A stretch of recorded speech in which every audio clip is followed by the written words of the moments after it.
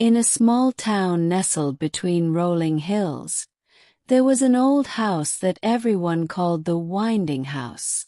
It had been abandoned for years, and the townspeople often told stories about it, saying it was filled with secrets and hidden treasures. But no one had ever dared to explore it, until one day, a curious girl named Emma decided she would. Emma was known for her adventurous spirit. She loved to explore the woods, climb trees, and discover new things. So, when she heard about the Winding House, her curiosity got the better of her. She packed a small bag with a flashlight, a notebook, and a sandwich, just in case, and set off toward the house. When Emma arrived, she saw the house was even older and more mysterious up close. Vines had grown all over the walls, and the windows were dusty and broken. The wooden door creaked as she pushed it open, revealing a dark, winding hallway inside. The air smelled of old wood and forgotten memories. As she stepped inside, the floorboards creaked under her feet. The hallway led to a staircase, and though the house was filled with rooms, one thing caught her eye right away: a door at the end of the hallway. It was smaller than the other doors and painted a deep shade of blue, which looked surprisingly new compared to the rest of the house. Emma felt a strange pull toward the blue door. She slowly approached it, her heart pounding with excitement and a little bit of fear.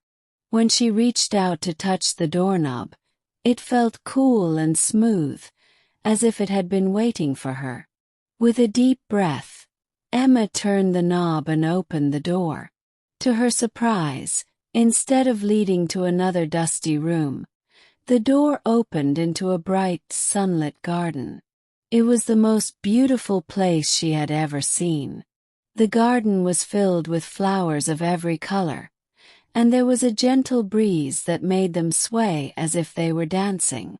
A small, clear stream flowed through the middle of the garden, and there was a wooden bridge that led to a large old tree with a swing hanging from one of its branches. Emma stepped through the door and into the garden, feeling like she had entered a different world. The air was fresh and filled with the scent of flowers. As she wandered through the garden, she noticed something peculiar. There were no shadows. Everything was lit with a soft, warm light, but there was no sun in the sky. After exploring for a while, Emma sat on the swing by the old tree, gently swaying back and forth. She felt a sense of peace she had never felt before, as if all her worries had melted away. It was then that she noticed a small wooden box sitting on the ground beneath the tree. Curious, she opened the box and found a single golden key inside, along with a note that read, "This key unlocks the greatest treasure of all." Emma looked around, wondering where the key might fit. Then she remembered the blue door.